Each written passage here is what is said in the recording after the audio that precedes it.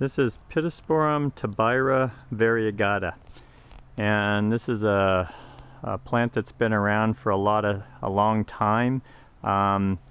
Really handy foliage plant. The way it's been used here in front of a fence is a good example of how I've liked to use it in the past. What's nice about it, as opposed to just using Pittosporum tobira or some other evergreen foliage plant, is it has this nice variegation, gives you some contrast and some different interests than you get from just a green shrub.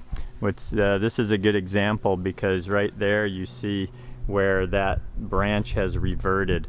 Many times with variegated plants you'll have part of the plant revert back to the original plant that it came from, and you see that happening here as well with this plant where it's the dark green foliage without the variegation. Those can just be cut out and they tend to not come back on you. It's rare for me to see this plant have any reverting going on at all.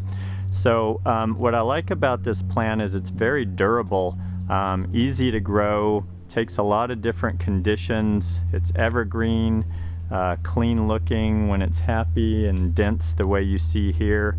Just a nice kind of 5 to 7 foot evergreen shrub. It does get a small flower. It's kind of inconspicuous that turns into a little fruit, which I did see. Yeah, you see right here you've got a couple of these little berries, but they're fairly inconspicuous and they're not really a problem. It's interesting because the fruit on Pittosporum tobira tends to be bigger and more of them. You see those right here, whereas on the variegated part there's a lot less of it for some reason. So I would tell you that this is a drought tolerant plant. Once it's established, it can take low amounts of water infrequently once it's established, and this can take shade or it can take full sun. It's going to prefer some sun to look its best, but this is a north-facing fence, so this one doesn't get a ton of light, especially with these trees around it, and they're doing fine. The other thing is a lot of the pittosporums are deer resistant, I would say, so I've seen these used in deer areas and work, so they might be worth a try for that.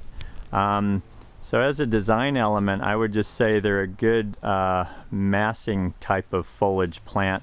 And again, I like that this hasn't been sheared. Now, a lot of people will shear these and shape them, but I like this natural form. Is dense and yet it sits kind of irregular.